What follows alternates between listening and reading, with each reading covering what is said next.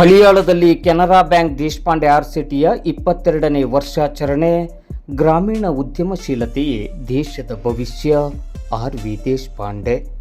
Canara bank ಮತ್ತು Shri ವಿ.ಆರ್. Deshpande memorial trust ಸಂಯುಕ್ತ ಪ್ರಾಯೋಜಕತ್ವದ Canara bank Deshpande ಆರ್ಸಿಟಿ ಸಂಸ್ಥೆಯ 22ನೇ ವರ್ಷಾಚರಣೆ ಮತ್ತು 2025-26ನೇ ಸಾಲಿನ ವಾರ್ಷಿಕ ವರದಿ ಬಿಡುಗಡೆ ಹಾಗೂ ಸನ್ಮಾನ ಸಮಾರಂಭವನ್ನು ಇಂದು ಭಾನುವಾರ ಹಳಿಯಾಳದ ಕೆನರಾ ಬ್ಯಾಂಕ್ ದೇಶಪಾಂಡೆ ಆರ್ಸಿಟಿ ಸಭಾಭವನದಲ್ಲಿ ಹಮ್ಮಿಕೊಳ್ಳಲಾಯಿತು. ಕಾರ್ಯಕ್ರಮದ ಅಧ್ಯಕ್ಷತೆಯನ್ನು ವಹಿಸಿದ್ದ ಕೆನರಾ ಬ್ಯಾಂಕ್ ದೇಶಪಾಂಡೆ ಆರ್ಸಿಟಿ ಸಂಸ್ಥೆಯ ಮತ್ತು ವಿಆರ್ಡಿಎಂ ಟ್ರಸ್ಟಿನ ಆಡಳಿತ ಮಂಡಳಿಯ ಅಧ್ಯಕ್ಷರಾದ ಆರ್.ವಿ. ದೇಶಪಾಂಡೆಯವರು ಮಾತನಾಡಿ, ಕಳೆದ 22 ವರ್ಷಗಳಿಂದ ಕೆನರಾ ಬ್ಯಾಂಕ್ ದೇಶಪಾಂಡೆ ಆರ್ಸಿಟಿ ಸಂಸ್ಥೆಯು ಕೇವಲ ತರಬೇತಿ ಕೇಂದ್ರವಾಗಿ ಉಳಿಯದೆ ಗ್ರಾಮೀಣ ಯುವಕರ ಕನಸುಗಳಿಗೆ ರೆಕ್ಕೆ ನೀಡುವ ಸಂಸ್ಥೆಯಾಗಿ ಬೆಳೆದಿದೆ. 27,000ಕ್ಕೂ ಅಧಿಕ ಯುವಕ ಯುವತಿಯರಿಗೆ ಸ್ವಾವಲಂಬಿ ಜೀವನವನ್ನು ರೂಪಿಸಿಕೊಟ್ಟ ಹೆಮ್ಮೆ ನಮ್ಮದು. ಉದ್ಯೋಗಕ್ಕಾಗಿ ಅಲೆದಾಡುವ ಬದಲು ಉದ್ಯೋಗ ಸೃಷ್ಟಿಸುವವರನ್ನು ತಯಾರಿಸುವುದೇ ನಮ್ಮ ಗುರಿ ಎಂದು ಹೇಳಿದರು. ಗ್ರಾಮೀಣ ಪ್ರದೇಶದಲ್ಲಿಯೇ ಕೈಗಾರಿಕೆಗಳು, ಸಣ್ಣ ಉದ್ಯಮಗಳು ಸ್ಥಾಪನೆಯಾದಾಗ ಮಾತ್ರ ಪಲಾಯನ ತಪ್ಪುತ್ತದೆ. ಕೆನರಾ ಬ್ಯಾಂಕ್ ದೇಶಪಾಂಡೆ ಆರ್ಸಿಟಿ ಇದಕ್ಕೆ ಉತ್ತಮ ಉದಾಹರಣೆ.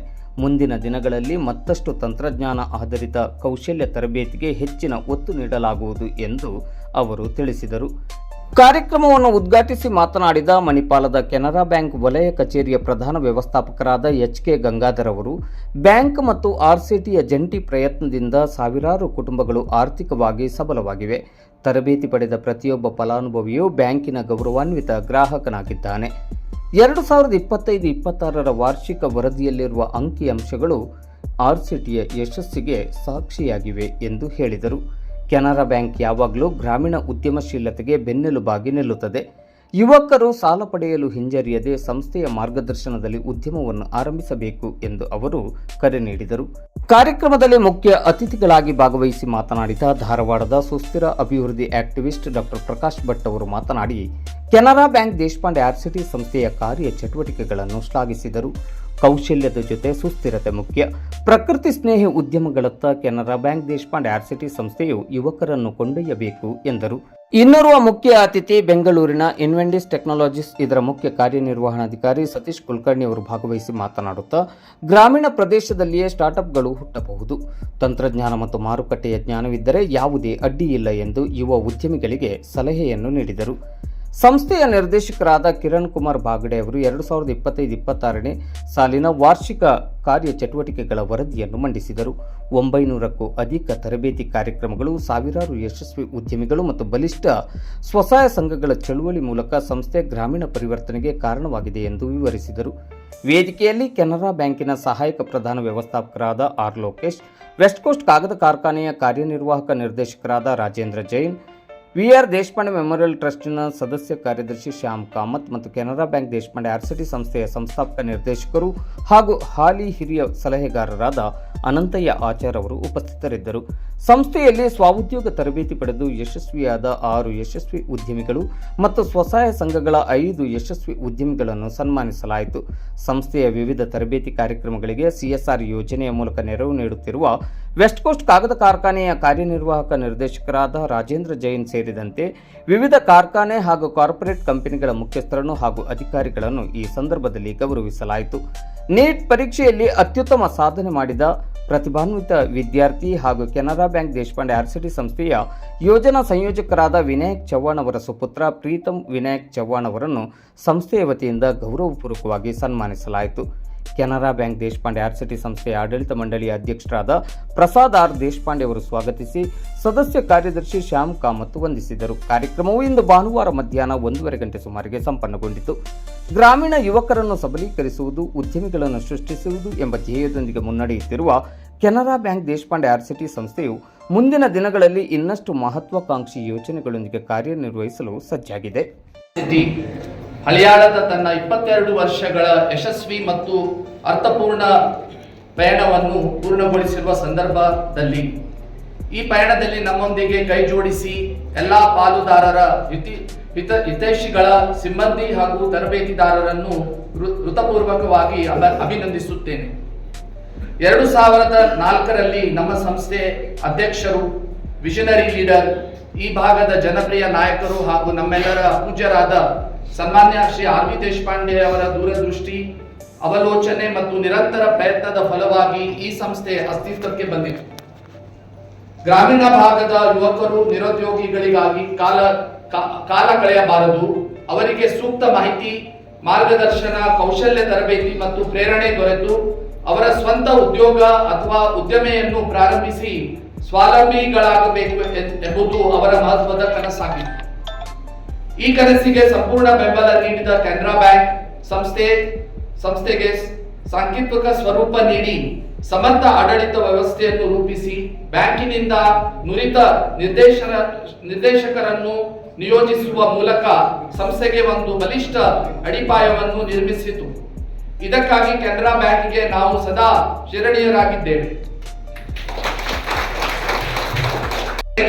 27,000ಕ್ಕೂ ಹೆಚ್ಚು ಯುವಕರಿಗೆ ತರಬೇತಿ ನೀಡಲಾಗಿದೆ.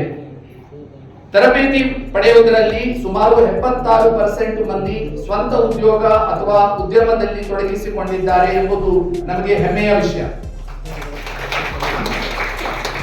ಆರ್ಸೆಟಿ ತರಬೇತಿ ಎಂದರೆ ಕೇವಲ ಒಂದು ಕೌಶಲ್ಯ ಕಲಿಸುವುದಲ್ಲ.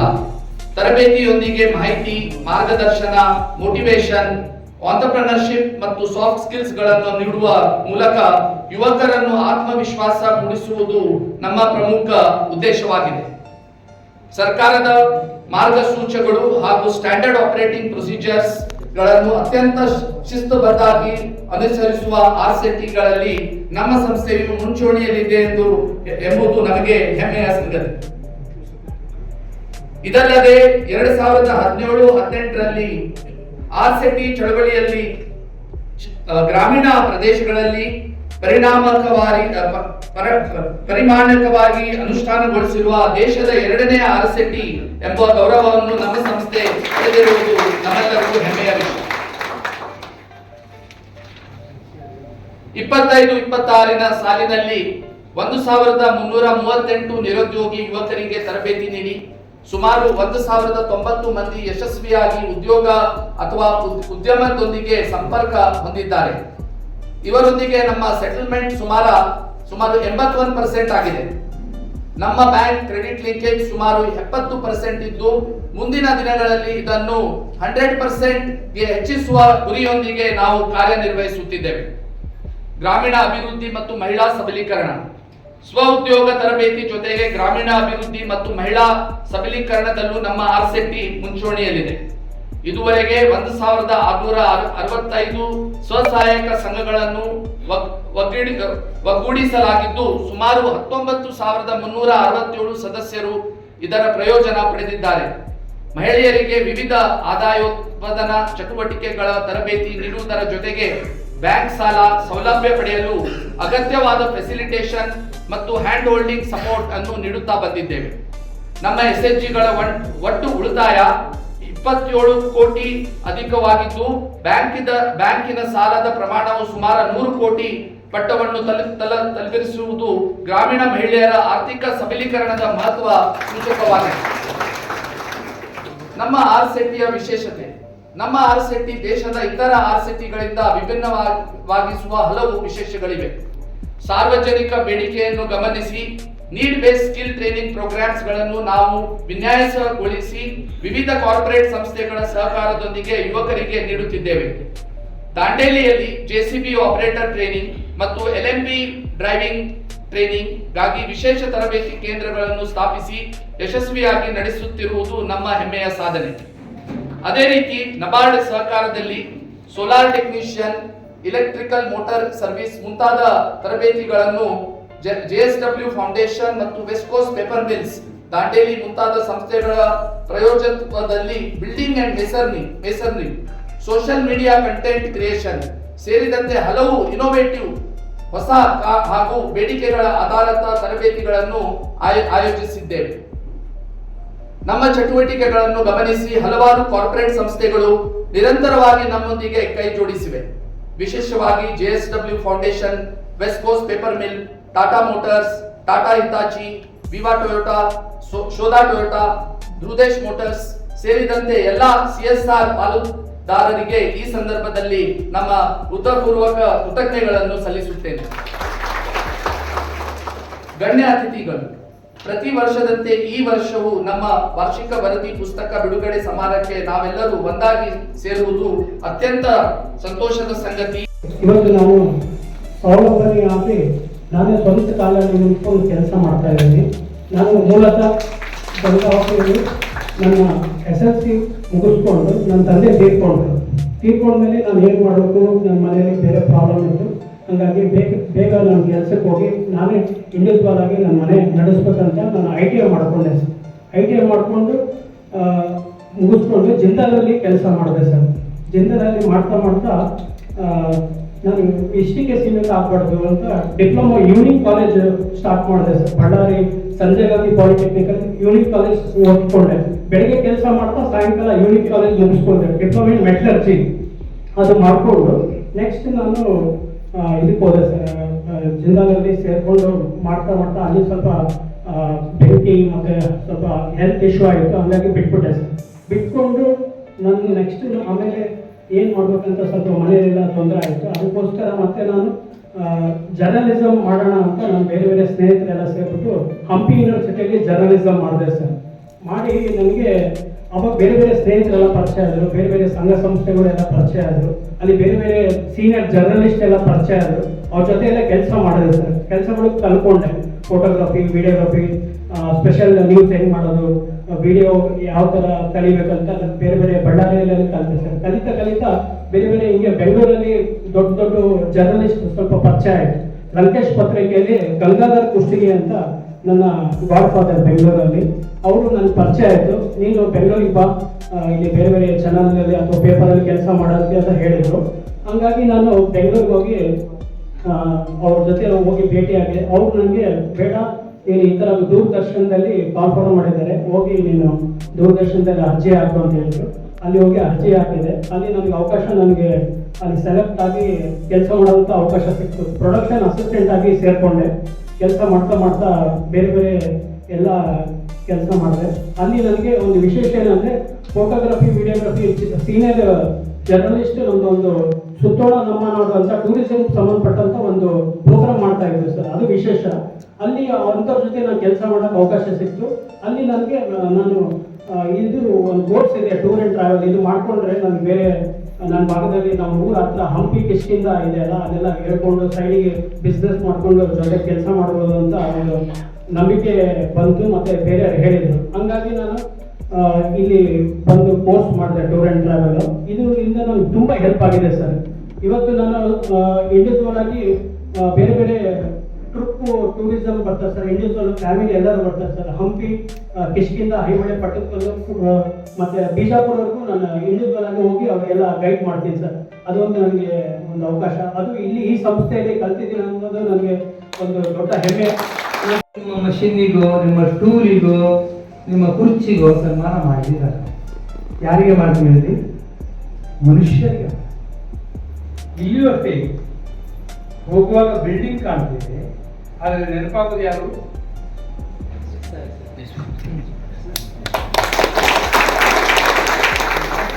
ಉತ್ತರ ಕನ್ನಡದಲ್ಲಿ ಹರಿಯಾಣ ಅಷ್ಟೇನು ಲೈಕ್ಲಿ ಅಲ್ಲಾಗಿತ್ತು, ಅದು ಇವತ್ತು ಇದೇ ಮುಂದಿದೆ ಅಂತ ನನ್ನ ಭಾವನೆ. ಎಲ್ಲ ಬಿಲ್ಡಿಂಗ್ ಎಲ್ಲ ಬರ್ತವೆ, ಸಂಸ್ಥೆಗಳಾಗ್ತವೆ, ಅದರ ಹಿಂದಿರುವವರ ವ್ಯಕ್ತಿಗಳು. ನಾವು ಜಂಗಮ ಸ್ಥಾವರ ಹೇಳ್ತೀವಿ. ಬಸವಣ್ಣ ಹೇಳ್ತಾರೆ, ಸ್ಥಾವರ ಅಳಿವುಂಟು, ಜಂಗಮಕ್ಕೆ ಅಳಿವಿಲ್ಲ ಅಂತ. ದೇಶಪಾಂಡೆಯವ್ರ ನಂತರ ಮತ್ತು ಉಳಿದವರು ಎಲ್ಲ ಇದ್ದೇವೆ, ಅದಲ್ಲ. ಹಾಗೆ ನನಗೆ ಬಹಳ ಸಂತೋಷ ಕೊಟ್ಟಂತದ್ದು ವಿಷಯ ಅಂತಂದ್ರೆ, ಈ ಸಂಸ್ಥೆಗಳ ಬಿಲ್ಡಿಂಗ್ ತೋರಿಸಲಿಲ್ಲ ನಾವು ಇವತ್ತು, ನಿಮ್ಮನ್ನೆಲ್ಲ ತೋರಿಸಿದ್ದಾರೆ. ನನ್ನ ಕೂದು ಬೆಳಗಾಗಿದೆ ಅಲ್ಲ, ಇದು ಗ್ರಾಮೀಣಾಭಿವೃದ್ಧಿಯಲ್ಲಿ ಕೆಲಸ ಮಾಡ್ತಾ ಆಗಿದ್ದು. ಹಾಗಾಗಿ ಇದಕ್ಕೆ ತುಂಬಾ ಬೆಲೆ ಇದೆ. ಸರ್ಕಾರಿ ನೌಕರಿ ಬೇಡ ಅಂತ ಮುನಿಬಾಯಿ ದೇಸಾಯಿ ಅವರು ಬಯಸುವಂತ ಸ್ಥಾಪನೆ ಮಾಡಿದ್ರಲ್ಲ, 80ರ ದಶಕದಲ್ಲಿ ನಾನು ಬೆಂಗಳೂರಲ್ಲಿ ವಿದೇಶದಲ್ಲಿ ಓದ್ತೆ. ಅದು ಯಾವುದೂ ಮುಖ್ಯ ಅಲ್ಲ ಅಂತ ಅನಿಸ್ಬಿಟ್ಟು ನಮ್ಮ ಹಳ್ಳಿಗಳ ಬಗ್ಗೆ ಏನಾದರೂ ಕೆಲಸ ಮಾಡಬೇಕು ಅಂತ ಶುರು ಮಾಡಿದ್ದು. ತುಂಬಾ ನನ್ನ ಕೆಲಸ ಮಾಡಿಸಿದ್ರು. ಆದರೆ ಆಗಲೇ ಹೇಳಿದ್ರೆ 20 ಲಕ್ಷ ಗಿಡ ನೆಟ್ಟರು, 100 ಕೋಟಿ ಲೀಟರ್ ನೀರು. ಇಲ್ಲೇ ಸುರಶೆಟ್ಟಿಕೊಪ್ಪ ಅಂತನಲ್ಲಿ ಹಳ್ಳಿಯವರೇ ಬಡವರೇ ಸೇರಿ ಯಾರ ಸಹಾಯವೂ ಇಲ್ಲದೆ ತಾವೇ ಒಂದು ತರಬೇತಿ ಸಂಸ್ಥೆ ಕಟ್ಟಿ ನಿಲ್ಲಿಸಿದರು. ಆರೋಗ್ಯಗಿರಿ ಅಂತನ್ನುವಲ್ಲಿ ಒಂದು ಚೆಕ್ ಡ್ಯಾಮ್ ಅನ್ನ 22 ಹಳ್ಳಿಯ ಜನ ಸೇರಿ ಶ್ರಮದಾನ ಮಾಡಿ ಕಟ್ಟಿದ್ರು. ಇದೆಲ್ಲ ದೊಡ್ಡ ವಿಷಯ ಹೌದು. ಆದರೆ ನನ್ನ ಮಟ್ಟಿಗೆ 20 ಲಕ್ಷ ಗಿಡ ನಟ್ಟಿದ್ದಾರೆ ಅಂತನ್ನೋದಕ್ಕಿಂತಲೂ ಅದನ್ನು ಸುಮಾರು 20-25 ಸಾವಿರ ಜನ ಸೇರಿ ನೆಟ್ಟಿದ್ದಾರೆ, ಅದು ಮುಖ್ಯ. ನಾನು ಒಬ್ಬರೇ 20 ಲಕ್ಷ ನೆಟ್ಟಿದ್ರೆ ಅದಕ್ಕೆ ಬಹಳ ಮಹತ್ವ ಇರ್ತಿರಲಿಲ್ಲ. ಊರೆಲ್ಲ ಸೇರಿ, ರೈತರೆಲ್ಲ ಸೇರಿ ತಮಗೆ ಗಿಡ ಬೇಕು ಅಂತ ಅಂದ್ಕೊಂಡು ತಮ್ಮ ಹೊಲದಲ್ಲಿ ನೆಟ್ಕೊಂಡ್ರು. ಅಗಿ ಹಬ್ಬ, ಹಸಿರು ಹಬ್ಬ ಅಂತ ಮಾಡಿ ದೊಡ್ಡ ದೊಡ್ಡ ಹಬ್ಬ ಮಾಡಿ ಲಕ್ಷಾಂತರ ಗಿಡಗಳನ್ನ ನೆಟ್ಟಿದ್ದಾರೆ. 2003-2004, India was a $1 trillion economy. And today, in 2024-2025, we have almost hit about $4 trillion. In 20 years, we grew from $1 trillion to about $4 trillion. That was 4x growth in about 20 years. I think it was very nice growth, laid a foundation for next stage of growth for India. We feel that we will grow at the rate whatever we are growing today at around 6.5%, 7% and all that. Every 9 to 10 years, India will double its economy. From $4 trillion, we will become $8 trillion in next 10 years. What it means is, what we have achieved in last 80 years, that is from 0 to $4 trillion, say from 1947 to 2026, a $4 trillion economy. From 2026 to 2036, another $4 trillion adding to that means that what we have done in 80 years, we can do that in next 10 years. If you take the same rate of growth for another 10 years, say from 2036 to 2046, we will add another $8 trillion. So 3 times of whatever has happened in last 80 years is going to happen in next 20 years. That India's GDP will hit about $15-16 trillion. Sir ಬಗ್ಗೆ ಒಂದೇನೋ ಹೊಸ inspiration. ಅವರು ನಮ್ಮ ರಾಜ್ಯದ ಕೈಗಾರಿಕಾ ಸಚಿವರಾಗಿ ಮಾಡಿರ್ತಕ್ಕಂಥ ಸಾಧನೆ, ಹೊಸ ಯೋಜನೆಗಳು ಈ ರಾಜ್ಯಕ್ಕೆ ಇವತ್ತು ಅವರ ಹೆಸರು ಪ್ರಚಲಿತವಾಗಿದೆ, ಮುಂದೂ ಅವರ ಹೆಸರು ಈ ರಾಜ್ಯದಲ್ಲಿ ಪ್ರಚಲಿತವಾಗಿರ್ತದೆ. ಅಂಥವ್ರ ಜೊತೆ ವೇದಿಕೆ ಸಂಸ್ಥೆಯ ಬಗ್ಗೆ ಹೇಳಬೇಕು ಅಂತ ಹೇಳಿದ್ರೆ, ಈ RCTಗೂ ಮತ್ತೆ ಕೆನರಾ ಬ್ಯಾಂಕ್ ಹೇಗೆ ಸಂಬಂಧ ಅಂತ ಹೇಳಿದ್ರೆ, 1984ರಲ್ಲಿ 1982ರಲ್ಲಿ ಧರ್ಮಸ್ಥಳ ಎಜುಕೇಶನ್ ಟ್ರಸ್ಟ್, ಶ್ರೀ ಧರ್ಮಸ್ಥಳ ಎಜುಕೇಶನ್ ಟ್ರಸ್ಟ್ ಮತ್ತು ಕೆನರಾ ಬ್ಯಾಂಕ್, ಅವತ್ತಿನ ಸಿಂಡಿಕೇಟ್ ಬ್ಯಾಂಕ್ ಸಹ ಇತ್ತು. 3 ಸಂಸ್ಥೆಗಳು ಸೇರಿ ಒಂದು ಗ್ರಾಮೀಣ ಯುವಕರಿಗಾಗಿ ಒಂದು ಉದ್ಯೋಗ ತರಬೇತಿ ಸಂಸ್ಥೆಯನ್ನ ಹುಟ್ಟು ಹಾಕಬೇಕು ಅಂತ ಹೇಳಿ ಪ್ರಯತ್ನ ಮಾಡಿ ಅವತ್ತು ಹುಟ್ಟಾಕಿರ್ತಕ್ಕಂಥ ಸಂಸ್ಥೆ ಇವತ್ತು ದೇಶಾದ್ಯಂತ ಪ್ರತಿ ಜಿಲ್ಲೆಯಲ್ಲೂ ಒಂದು ಈ ತರ ತರಬೇತಿ ಸಂಸ್ಥೆ ಇದೆ. ಆದರೆ ಈ ನಮ್ಮ ಕೆನರಾ ಬ್ಯಾಂಕ್ ದೇಶಪಾಂಡೆ RCT ವಿಶೇಷತೆ ಏನು ಅಂತ ಹೇಳಿದ್ರೆ, ಇದು ನಮ್ಮ ದೇಶಪಾಂಡೆ ಟ್ರಸ್ಟ್ ಮತ್ತೆ ಕೆನರಾ ಬ್ಯಾಂಕ್ ಇವರ ಸಂಬಂಧದೊಂದಿಗೆ ಈ ಒಂದು RCT ಆಗಿರೋದು ವಿಶೇಷವಾಗಿರ್ತಕ್ಕಂಥದ್ದು. ಅಂದ್ರೆ ಪ್ರೈವೇಟ್ RCT ಅಂತ ನಾನು ಹೇಳಿದ್ರೆ ತಪ್ಪಾಗ್ಲಿಕ್ಕಿಲ್ಲ. ಇದರ ವಿಶೇಷತೆ ಏನಪ್ಪಾ ಅಂತ ಹೇಳಿದ್ರೆ, ದೇಶದ 2ನೇ ಅತಿ ಅತ್ಯುತ್ತಮ ಸಂಸ್ಥೆ, ಉದ್ಯೋಗ ತರಬೇತಿ ಸಂಸ್ಥೆ ಕೇವಲ ದೇಶಪಾಂಡೆ ಟ್ರಸ್ಟ್ಗೆಲ್ಲ ಕೆನರಾ ಬ್ಯಾಂಕ್ಗೂ ಹೆಮ್ಮೆಯ ವಿಷಯ. ಇವತ್ತಿನ ದಿನ ಈ ಕಾರ್ಯಕ್ರಮದಲ್ಲಿ ಈ ವಾರ್ಷಿಕ ವರದಿಯನ್ನ ಅವಲೋಕನ ಮಾಡತಕ್ಕಂಥ ಅವಕಾಶ ನಾನು ಕೊಟ್ಟಿದ್ದಕ್ಕೆ ಸಂಸ್ಥೆಯವರಿಗೆ ನನ್ನ ಹೃತ್ಪೂರ್ವಕ ಧನ್ಯವಾದಗಳನ್ನ ಹೇಳಿ ನಾನು ಒಂದೆರಡು ಅನಿಸಿಕೆಗಳನ್ನು ತಮ್ಮೊಟ್ಟಿಗೆ ಹಂಚಿಕೊಳ್ಳಕ್ಕೆ ಪ್ರಯತ್ನ ಮಾಡ್ತೇನೆ. ಲಕ್ಷ ಕೋಟಿಗಳಷ್ಟು ವ್ಯವಹಾರವನ್ನು ಮಾಡ್ತಾ ಇದೆ, 29 ಲಕ್ಷ ಕೋಟಿಗಳಷ್ಟು ವ್ಯವಹಾರವನ್ನು ಮಾಡ್ತಾ ಇದೆ. ಅದೇ ರೀತಿಯಾಗಿ ನೀವೇನು ವ್ಯವಹಾರ ಮಾಡಿದ್ದೀರಿ ಅಂದ್ರೆ ಅದ್ರ ಜೊತೆ ಲಾಭ ಎಷ್ಟು ಮಾಡಿದ್ದೀರಿ ಅಂತ ಸಹಜವಾಗಿ ಕೇಳ್ತಾರೆ. ನಮ್ಮ ಪತ್ರಿಕಾ ಮಿತ್ರರು ಸಹ ಇದ್ದಾರೆ, ಲಾಭ ಎಷ್ಟು ಮಾಡಿದ್ದೀರಿ ಅಂತ ಕೇಳ್ತಾರೆ. ಸುಮಾರು 19,000 ಕೋಟಿಗಳಿಗೂ ಹೆಚ್ಚು ಲಾಭವನ್ನ ಮಾಡಿದೆ. ಆದರೆ ಲಾಭವನ್ನ ಮಾಡೋದಕ್ಕೆ ನಮಗೆ ಎಷ್ಟು ಖುಷಿ ಆಗುತ್ತೋ, ಆ ಲಾಭದಲ್ಲಿ ಬಂದಿರತಕ್ಕಂಥ ಲಾಭದಲ್ಲಿ ನಾವು ಸಾಮಾಜಿಕ ಹೊಣೆಗಾರಿಕೆಯನ್ನು ಎಷ್ಟು ನಿರ್ವಹಿಸ್ತೇವೆ ಅಂತಕ್ಕಂಥದ್ದು ಮುಖ್ಯ. ಅದರ ಒಂದು ಉದಾಹರಣೆಯೇ ಇವತ್ತಿನ ದಿನ ನಮ್ಮ ಕೆನರಾ ಬ್ಯಾಂಕ್ ದೇಶಪಾಂಡೆ ಸಂಸ್ಥೆ ಅಂತ ನಾನು ಹೇಳಲಿಕ್ಕೆ ಇಷ್ಟಪಡ್ತೇನೆ. ಕೇವಲ ವ್ಯಾವಹಾರಿಕವಾಗಿ ತನ್ನ ಛಾಪನ್ನು ಮೂಡಿಸುವುದರ ಜೊತೆಗೆ ಸಾಮಾಜಿಕ ಹೊಣೆಗಾರಿಕೆಯಲ್ಲೂ ಸಹ ಕೆನರಾ ಬ್ಯಾಂಕ್ ತನ್ನದೇ ಆದಂತಹ ಛಾಪನ್ನು ಮೂಡಿಸಿ ಇವತ್ತು ಮುನ್ನುಗ್ತಾ ಇದೆ. ಇಂಥ ಒಂದು ಸಂಸ್ಥೆಯ ಜೊತೆಗೆ ದೇಶಪಾಂಡೆ ಶೆಟ್ಟಿ ಜೊತೆಗೆ ಸಂಬಂಧ ಹೊಂದಿ ಇಂಥ ಒಂದು ಸಂಸ್ಥೆ ಯಶಸ್ವಿಯಾಗಿ ನಡೀತಕ್ಕಂಥದ್ದು ಕೆನರಾ ಬ್ಯಾಂಕ್ಗೂ ಸಹ ಹೆಮ್ಮೆಯ ವಿಷಯ. ಇವತ್ತಿನ ದಿನ ನಮಗೆ ಸುಮಾರು ಜನ ಸನ್ಮಾನ ಮಾಡಿದ್ರು. ಅವ್ರು ನೋಡಿದಾಗ ಬಹಳ ಹೆಮ್ಮೆ ಏನಂತ ಹೇಳಿದ್ರೆ, ಇವತ್ತಿನ ದಿನ ಯುವಕರು ಎಸ್ಪೆಷಲಿ ಗ್ರಾಮೀಣ ಭಾಗದ ಯುವಕರು ಓದೋದು ಎಲ್ಲರೂ ಮನೆಯಲ್ಲಿ ಹೇಳ್ತಾರೆ, ಓದ್ಬೇಕಪ್ಪ, ಶಿಕ್ಷಣ ಬಹಳ ಮುಖ್ಯ, ನೀವು ಓದ್ಬೇಕು ಅಂತ ಹೇಳ್ತಾರೆ. ಮಕ್ಕಳು ಓದ್ತಾರೆ, ಏನೋ ಕಷ್ಟಪಟ್ಟು ಗ್ರಾಮೀಣ ಭಾಗದಲ್ಲಿ ಇರತಕ್ಕಂಥ ಕಷ್ಟ ನಮಗೆ ಗೊತ್ತು. ನಾವು ಗ್ರಾಮೀಣ ಭಾಗದಿಂದ ಬಂದಿರತಕ್ಕಂಥ ಒಕ್ಕಲತನ ಮಂಟದಿಂದ ಬಂದಿರತಕ್ಕಂಥ ಇರೋದ್ರಿಂದ ಅಲ್ಲಿ ಕಷ್ಟಗಳೇ ಬೇರೆ. ನಾವು ಸಿಟಿಯಲ್ಲಿ ಮಕ್ಕಳು ಓದೋದು ಬೇರೆ ಆಗುತ್ತೆ, ನಾವು ಗ್ರಾಮೀಣ ಭಾಗದಲ್ಲಿ ಮಕ್ಕಳು ಓದೋದು ಬೇರೆ ಆಗುತ್ತೆ. ಯಾಕಂದ್ರೆ ಸ್ಕೂಲಿಂದ ಬಂದ ತಕ್ಷಣ ಮನೇಲಿ ಹೋಗಪ್ಪ, ಎತ್ತು ಕಟ್ಟು, ಹೋಗಪ್ಪ, ಎತ್ತಿಗೆ ನೀರು ಕುಡಿಸು, ಹೋಗಪ್ಪ, ದನಕ್ಕೆ ಮೇವು ತಗೊಂಬ, ಇವೆಲ್ಲ ಸಹಜವಾಗಿರ್ತಕ್ಕಂಥದ್ದು. ಇಂಥದ್ರ ನಡೆಯೂ ನಾವು ವಿದ್ಯಾಭ್ಯಾಸವನ್ನು ಮಾಡ್ತೇವೆ. ಇಂಥದ್ರ ನಡೆಯೂ ವಿದ್ಯಾಭ್ಯಾಸವನ್ನು ಮಾಡಿದಾಗ ಬಹುಶಃ 8ನೇ ಕ್ಲಾಸು 10ನೇ ಕ್ಲಾಸಿಗೆ ಒತ್ತಡ ಎಷ್ಟು ಇರುತ್ತೆ ಅಂತ ಹೇಳಿದ್ರೆ, ನೀನು ವಿದ್ಯಾಭ್ಯಾಸ ಸೈಡ್ ಇಡಪ್ಪ, ಬಾ ನಮ್ಮ ಜೊತೆ ಒಕ್ಕಲ್ತನ ಮಾಡುವಂತ ಪರಿಸ್ಥಿತಿ ಇರುತ್ತೆ.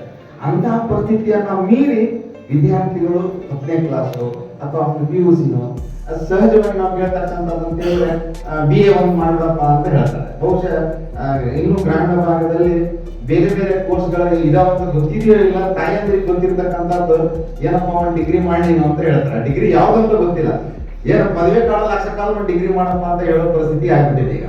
ಹಂಗಾಗಿ ವಿದ್ಯಾಭ್ಯಾಸ ನೀವು ಎಷ್ಟೇ ಮಾಡಿದ್ರು ಸಹ ನಿಮಗೆ ಅದಕ್ಕೊಂದು ಕೌಶಲ್ಯ ಇಲ್ಲ, ನಿಮ್ಮ ಕಾಲ ಮೇಲೆ ನಿಲ್ತಕ್ಕಂತ ಒಂದು ಸ್ವಾವಲಂಬಿ ಜೀವನವನ್ನು ಬದುಕ್ತಕ್ಕಂಥದ್ದು ಅಲ್ಲಿ ಒಂದು ಟೂಲ್ ಇಲ್ಲ ಅಂತ ಹೇಳಿದ್ಮೇಲೆ ಬಹುಶಃ ನಾವು ಓದಿರ್ತಕ್ಕಂಥದ್ದು ಸಫಲತೆ ಕಾಣಲಿಕ್ಕಿಲ್ಲ. ಅದಕ್ಕೋಸ್ಕರ ಇಂಥ ಒಂದು ಸಂಸ್ಥೆಗಳು ಯುವಕರಿಗೆ ದಾರಿದೀಪವಾಗಿ ನಿಂತಿದ್ದಾರೆ. ಅವರ ರುಚಿ ಯಾವ್ದ್ರಲ್ಲಿದೆ? ಬಹುಶಃ ಇಲ್ಲಿ ನಾವು ಕೇಳಿದ್ವಿ ಟೂರಿಸಂ ಅಂತ ನನ್ನ ಸ್ನೇಹಿತರೊಬ್ಬರು ವೇದಿಕೆ ಮೇಲೆ ತಂದು ಭಾಷಣ ಮಾಡಿದ್ರು. ಅವರು ಗ್ರಾಜುಯೇಷನ್ ಮಾಡಿದ್ರು, ಪೋಸ್ಟ್ ಗ್ರಾಜುಯೇಷನ್ ಮಾಡಿದ್ರು, ಹಂಪಿ ವಿಶ್ವವಿದ್ಯಾಲಯದಲ್ಲಿ ಅಷ್ಟೆಲ್ಲ ಮಾಡಿದ್ರು. ಕೊನೆಗೆ ಅವರು ಆಯ್ಕೆ ಕೊಡಿರ್ತಕ್ಕಂಥ ಅವರ ಜೀವನೋಪಾಯ ಪಡೆದಿರ್ತಕ್ಕಂಥದ್ದು ದೇಶಪಾಂಡೆ ಸಂಸ್ಥೆಯಿಂದ ಪಡೆದಿರ್ತಕ್ಕಂಥ ತರಬೇತಿ ಇರತಕ್ಕಂಥದ್ದು ಬಹಳ ಮುಖ್ಯ. ಹಾಗಾಗಿ ನಿರುದ್ಯೋಗಿ ಸಮಸ್ಯೆ ಈ ದೇಶದಲ್ಲಿದೆ. ನಾವೆಲ್ಲ ಸರ್ಕಾರಿ ನೌಕರಿಯನ್ನು ಹೊಂದತಕ್ಕಂಥದ್ದು ಇವತ್ತಿನ ದಿನ ಅಲ್ಲ. ಯಾಕಂದ್ರೆ ಕೇವಲ 2% ಗಿಂತ ಕಮ್ಮಿ ಸರ್ಕಾರಿ ಉದ್ಯೋಗಗಳಿದೆ, ಅದರ ಜೊತೆಗೆ ಪ್ರೈವೇಟ್ ಉದ್ಯೋಗಗಳಿದ್ದಾವೆ. ಆದರೆ ಆ ಉದ್ಯೋಗ ನಾನು ಮಾಡೋದ್ರ ಜೊತೆ ಒಂದು ಉದ್ಯೋಗ ಅಂತ ಹೇಳಿ ನಾನು ಯಾವಾಗ ತರಬೇತಿಯನ್ನ ಮಾಡೋದ್ರ ಬಿಟ್ಟು ನಾನು ಒಬ್ಬ ಉದ್ಯಮಿ ಆಗ್ಬೇಕು ಅಂತ ಹೇಳಿ ನೀವೇನಾದರೂ ತರಬೇತಿಯನ್ನ ಪಡೆದಿದ್ದಾರೆ ಈ ದೇಶ ಬಹಳ ಬೇಗ ಶ್ರೀಮಂತ ರಾಷ್ಟ್ರವಾಗುವುದಕ್ಕೆ ತಪ್ಪೇನಿಲ್ಲ. ನಮ್ಮ ಕುಲಕರ್ಣಿ ಸಾಹೇಬರು ಹೇಳಿದ್ರು, he gave me a very big picture of the country. $16 trillion economy ಆಗುತ್ತೆ, $20 trillion ಆಗುತ್ತೆ. ಅದು ಆಗ್ಬೇಕು ಅಂತ ಹೇಳಿದ್ರೆ ಇವತ್ತಿನ ಯುವಕರು ದೇಶದ ಮುಂಚೂಣಿಯನ್ನ ಹಿಡಿದರು. ಈ ಸಂಸ್ಥೆ ಇವತ್ತು 22 ವರ್ಷ ಆಯಿತು. ಈ ಸಂಸ್ಥೆ ಪ್ರಾರಂಭ ಮಾಡಿ 22 ವರ್ಷ.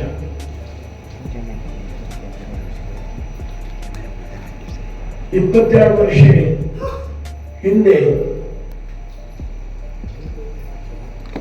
ನನ್ನ ಪೂಜ್ಯ ಬೆಂಗಳೂರಿನಂತ ವಿಶ್ವನಾಥರಾವ್ ರಘುನಾಥರಾವ್ ದೇಶಪಾಂಡೆ ಹೆಸರಲ್ಲಿ ಟ್ರಸ್ಟ್ ಪ್ರಾರಂಭ ಮಾಡುವಾಗ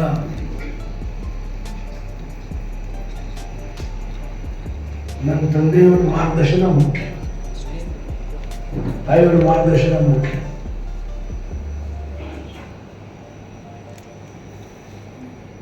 ನಮ್ಮೊಬ್ಬರೇ ಮಗ,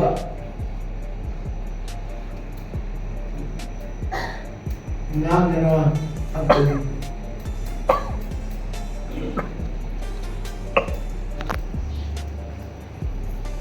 ನನ್ನ ವಿದ್ಯಾಭ್ಯಾಸ ಜಾರ್ಜ್ ಸ್ಕೂಲ್ ಬೆಳಗಾವಿಯಲ್ಲಿ ಆಯಿತು, ಒಂದು ಮಿಲಿಟರಿ ಸ್ಕೂಲ್.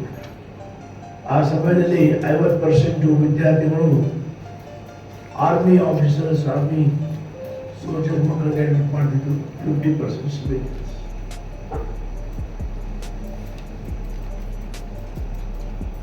ಅದರ ನಂತರ ನಾನು ಲಾಯರ್ ಆದ ನಂತರ ಹಳ್ಳಿಯಲ್ಲಿ ಏನಿರೋದು ವಿಚಾರ ಮಾಡಿ. ಆ ಸಮಯದಲ್ಲಿ ಏನು ಹಳ್ಳಿ ಇರ್ಬೋದು, ನಾನು ಶ್ರೀ ರಾಮಕೃಷ್ಣ ಹೆಗಡೆಯವರು ಆವಾಗ ನಮ್ಮ ಫಿನಾನ್ಸ್ ಮಿನಿಸ್ಟ್ರಿ ರಾಜ್ಯ ಕೆಲವು ನಮ್ಮ ಕುಟುಂಬದ ತಂದೆಯವರು ಪರಿಚಯ ಒಳ್ಳೆಯಿತ್ತು. ತಂದೆಯವರು ಪ್ರೆಸಿಡೆಂಟ್ ಅವ್ರು ಸ್ವಲ್ಪ ಸಾಧನೆ ಪ್ರಯತ್ನ. ಅವ್ರ ಅಣ್ಣವರಾದಂಥ ಗಣೇಶ ಹೆಗಡೆ ದೊಡ್ಡ ಮನೆ ಸಹಕಾರ. ನನ್ನ ತಂದೆಯವರು ಹೇಳಿದ್ರು, ಬಾಬಾ ಬಾಬಾ ಬಾಬಾ ನೀ ಏನ್ ಮಾಡ್ತಾ ಇದ್ದೀನಿ ನನ್ನ ಸರಿ ಕಾಣಿಸುವುದಿಲ್ಲ. ನೀನು ನ್ಯಾಯವಾದಿ ಪ್ರಾಕ್ಟೀಸ್ ಮಾಡ್ಬೋದು, ಯಾಕೆ ನೌಕರಿಗೆ?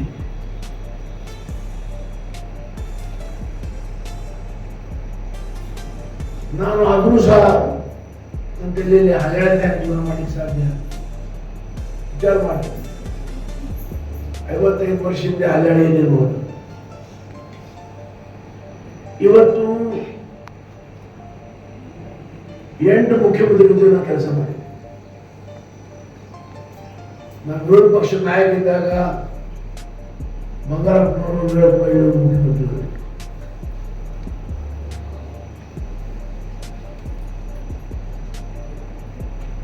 ಅಭಿವೃದ್ಧಿ, ಉದ್ಯೋಗ ಸೃಷ್ಟಿ ನನ್ನ ಗುರಿ.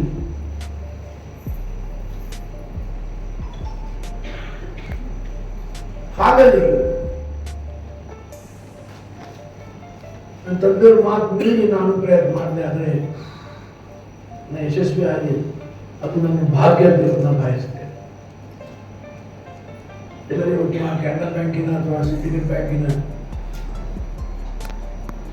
General manager, chief general manager retire ಆಗ್ತೀವಿ.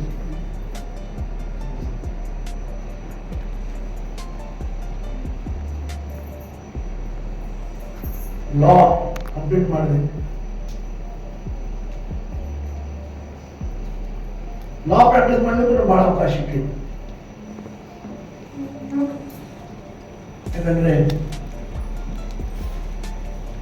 11-12 ವರ್ಷ ಎಲ್ಲ ಯುನೆಸ್ಕೋ ಪೇಪರ್ ಮೇಲೆ ದಾಖಲೆ ಫೆಡರಲ್ ರಾಮಕೃಷ್ಣ ನನ್ನ ಸಂಪರ್ಕ ಬೆಳೀತು. ಅವರ ಅಣ್ಣವರಾದಂತಹ ಗಣೇಶ ಹೆಗಡೆ ಮುಖಾಂತರ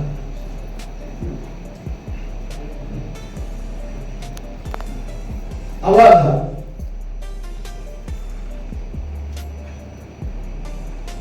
ನಾನು ಅವ್ರ ಪಕ್ಷ ಅದು ಜನತಾ ಪಾರ್ಟಿ 83ರಿಂದ ಮೊದಲೇ ಬಾರಿ ಶಾಸಕರಾಗಿ ಅವಕಾಶ ಕೊಡ್ತು. ಬಹಳ ಜನ ಅಂತಾರೆ ಚುನಾವಣೆ ನಿಂತಬೇಕಾದ ಆ ಕ್ಷೇತ್ರದಲ್ಲಿ ಯಾವ ಸಮಾಜ ಹೆಚ್ಚಿನ ಸಂಖ್ಯೆಯಲ್ಲಿ ಅದೇ ಸಮಾಜವನ್ನು ಇರಬೇಕು. ನಾನು ಟಿಕೆಟ್ ಕೊಡುವಾಗ ನೋಡ್ತೀನಿ ಎಷ್ಟು ಸಮಾಜ ಇದೆ, ಎಷ್ಟು ಕೊಟ್ಟದವರು. ಆದರೆ ಈ ಕ್ಷೇತ್ರ ಜನರನ್ನ 100 ಬಾರಿ ಬೆಳೆಸಿದ್ರು ಕಡೆ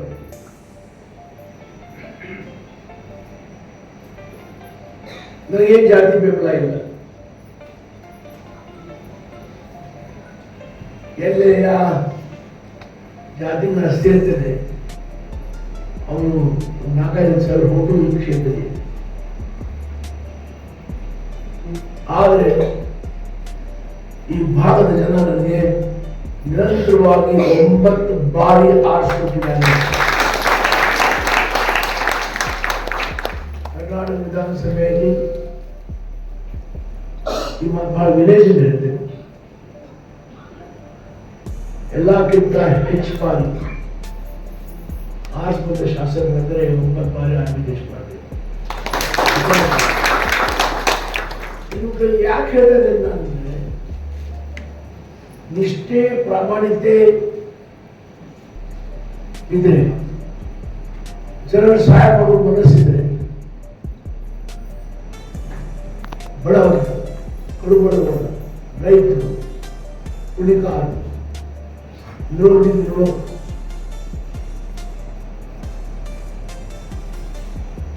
ಇವರೆಲ್ಲರ ಸಹಕಾರ ಸಿಕ್ಕರೆ ಕಷ್ಟ ಏನಿಲ್ಲ ಅಂತ ನಾನು ಭಾವಿಸ್ತೇನೆ. ಇವತ್ತು ಜಗತ್ತಲ್ಲಿ, ಈ ದೇಶದಲ್ಲಿ ಫಿಟೆಸ್ಟ್ ಅನ್ನು ಕೆಲವರು ಹೇಳ್ತಾರೆ, ಹೆಲ್ತ್ ಇರ್ಲಿಕ್ಕೆ ಬೇಕು. With health, knowledge, perspective, vision. ಹಾಗಾಗಿ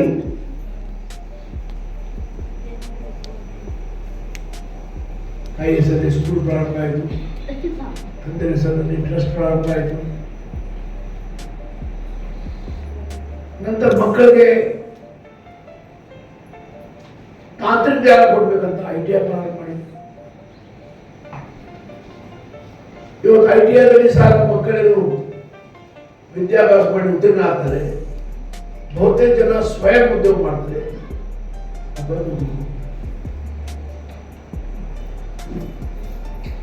ಆ ಥರ ತರಬೇತಿ ನಾವು ಇಲ್ಲಿ ಕೊಡ್ತೇವೆ.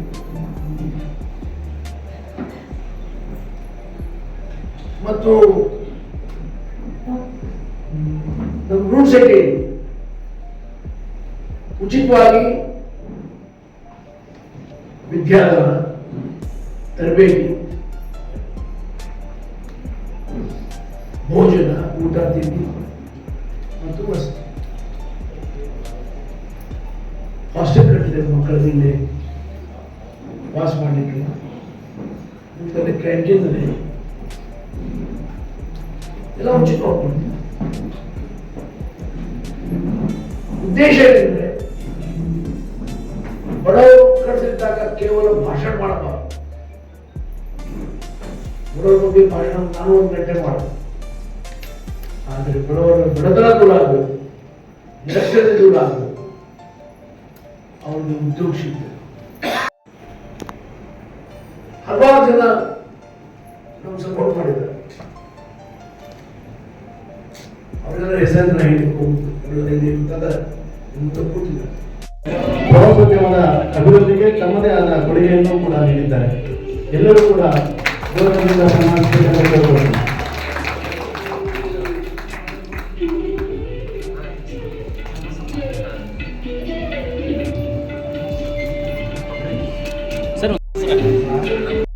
ಧನ್ಯವಾದಗಳನ್ನ ಅರ್ಪಿಸುತ್ತೇವೆ.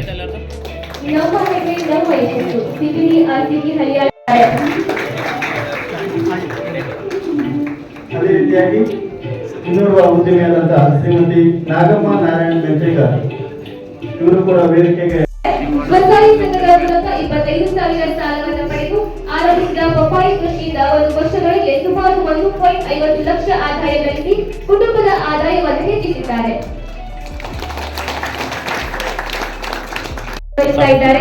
ಆರ್ಸಿಟಿಯಲ್ಲಿ ಹಲಸಿನಕಾಯಿ ಚಿಪ್ಸ್ ತಯಾರಿಕಾ ತರಬೇತಿ ಪಡೆದು 2.50 ಲಕ್ಷ ಸಾಲದ ನೆರವಿನಿಂದ ಆಹಾರ ಸಂಸ್ಕರಣಾ ಉದ್ಯಮ ಆರಂಭಿಸಿದ್ದಾರೆ. ತಿಂಗಳಿಗೆ ಸುಮಾರು 25,000 ವಹಿವಾಟು ಮಾಡಿದ್ದಾರೆ. 1 ಲಕ್ಷದಿಂದ ಸುಮಾರು 3 ಲಕ್ಷದವರೆಗೆ ಹೆಚ್ಚಾಗಿದೆ.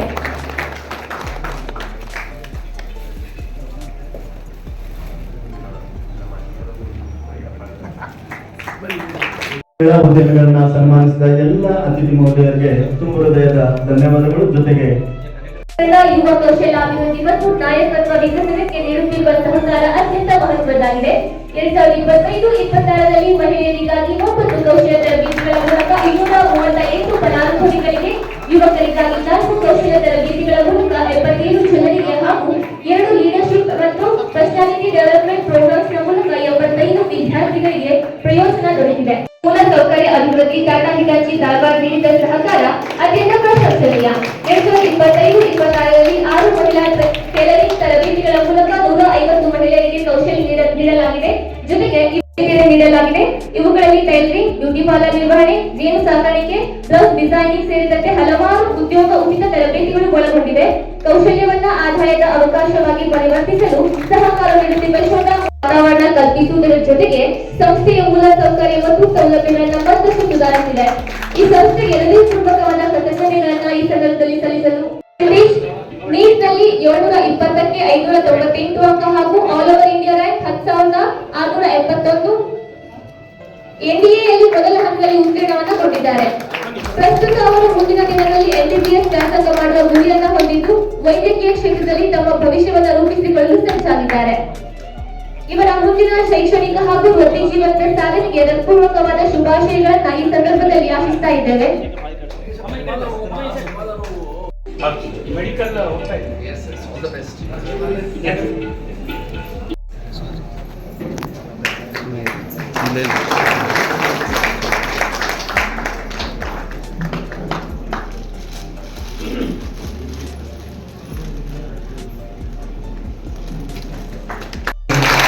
ಈ ಒಂದು ಕಾರ್ಯಕ್ರಮದಲ್ಲಿ ಭಾಗಿಯಾಗಬೇಕು ಅಂತ ಕೇಳ್ಕೊಳ್ತೇವೆ. ಅದೇ ರೀತಿ ಪ್ರಕಾಶ್ ಭಟ್ ಸರ್ ಅವರಿಗೆ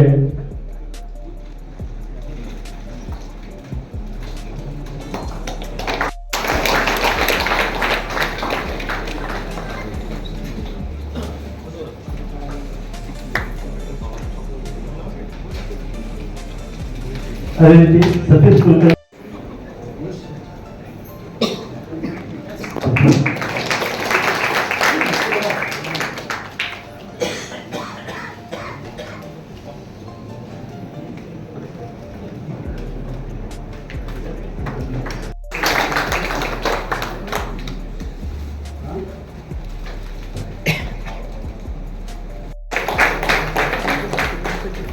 supported this institution with dedicated efforts. Our chair